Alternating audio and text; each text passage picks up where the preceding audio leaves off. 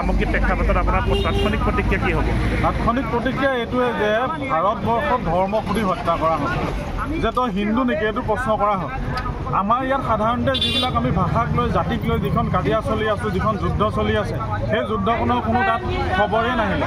একদম কথা সোধা হ'ল যে তই হিন্দু নেকি, কোনো কাৰণে সোধা নহ'ল যে তই বিহাৰী নেকি, তই মাৰোৱাৰী নেকি, তই গুজৰাটী নেকি, তই কি ভাষা কৰ, তই ব্ৰাহ্মণ নে ক্ষত্ৰিয় নে বৈশ্য নে ক্ষুদ্ৰ, সেই ধৰণৰ একো প্ৰশ্ন ইয়াত অৱকাশ নহ'ল। এটা কথাই সোধা হ'ল যে তই হিন্দু নেকি। আৰু যদি এনেধৰণে হিন্দু বুলি সুধি পেলাই যদি হত্যা কৰা হয়, তেতিয়াহ'লে এইটো ক'ব লাগিব যে এইটো কি বুলি ক'ব লাগিব যে এইটো সন্ত্ৰাসবাদৰ ধৰ্ম আছে। সাধাৰণতে কোৱা হয় যে সন্ত্ৰাসবাদী ধৰ্ম নাই, কিন্তু সন্ত্ৰাসবাদৰ ধৰ্ম আছে কাৰণে ধৰ্ম সুধি হত্যা কৰা হ'ল। গতিকে ভাৰত চৰকাৰলৈ আমি এইটো তীব্ৰ আমাৰ ফালৰ পৰা অনুৰোধ জনাইছোঁ যাতে এনেধৰণৰ যিবিলাক অপশক্তি, এই অপশক্তিবিলাকক নিৰ্মূল কৰক সোনকালে।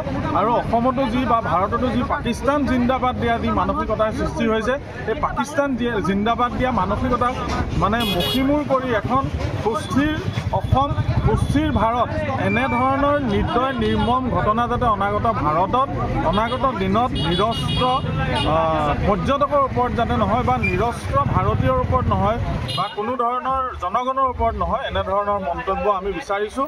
আৰু সকলো ৰাইজ ওলাই আহক, নহ'লে অসম ভাৰতৰ ভৱিষ্যত অনাগত দিনত এক ভয়ানক ছবিলৈ পৰিৱৰ্তন হৈ আছে। যিটো জনগাঁথনিৰ পৰিৱৰ্তন হৈছে, যি জনগাঁথনিৰ পৰিৱৰ্তনৰ ফলত যি ধৰণে এটা বিশেষ সম্প্ৰদায়ৰ তেওঁলোকৰ জনসংখ্যা বৃদ্ধি হৈছে, আৰু সেই বৃদ্ধিয়ে কিন্তু অনাগত দিনত যে এক বিৰূপ প্ৰতিক্ৰিয়া চেষ্টা নকৰিব বা এক সাংঘাতিক ধৰণৰ অন্ধকাৰৰ ভৱিষ্যতলৈ আমি গৈ আছোঁ। এইটো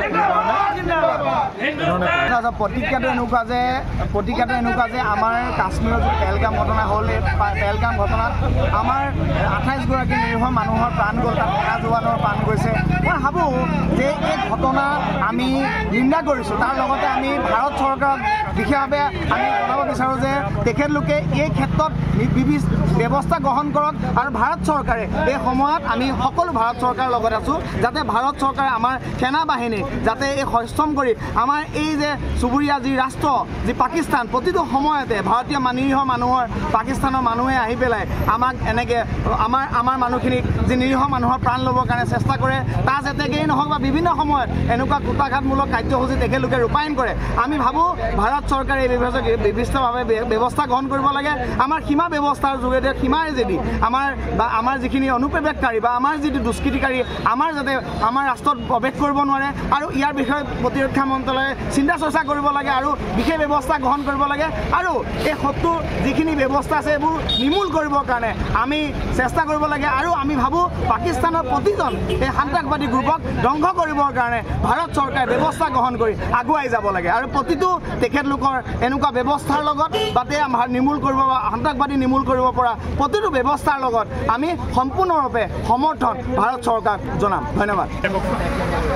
হয়, আজি জম্মু কাশ্মীৰত যি পেহেলগামত সন্ত্ৰাসবাদীয়ে যি হত্যালীলা চলালে, সেই হত্যালীলাত নিৰীহ লোক প্ৰায় 28জনকৈ লোক প্ৰাণৰ আহুতি দিব লগা হ'ল। আৰু আমি অসম চাহ জয়ন্তী ছাত্ৰ সন্থা হিচাপে এই ঘটনাক গৰিহণা দিছোঁ আৰু ধিক্কাৰ জনাইছোঁ।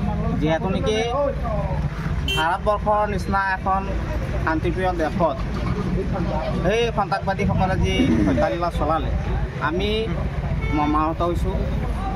আৰু যিসকল নিৰীহ লোকে প্ৰাণ হেৰুৱালে তেওঁলোকৰ আত্মাৰ সদ্গতিৰ কাৰণে আমি যি শ্ৰদ্ধাঞ্জলি অনুষ্ঠান অনুষ্ঠিত কৰিছোঁ। আৰু এই অনুষ্ঠানত আমাৰ এই অঞ্চলৰ যিসকল গণ্যমান্য ব্যক্তি আছে, আৰ্চা, ভিডিবি, ব্যৱসায় সন্থা সকলোৱে একত্ৰিত হৈ আমি তেওঁলোকৰ আত্মাৰ সদ্গতিৰ কাৰণে 1 মিনিট মনোপ্ৰাৰ্থনা আমি কৰিলোঁ। লগতে তেখেতলোকৰ শ্ৰদ্ধাঞ্জলি জ্ঞাপন কৰিলোঁ। আৰু তেওঁলোকৰ আত্মাই যাতে বৈকুণ্ঠগামী হয় তাকে আমি কামনা কৰিছোঁ।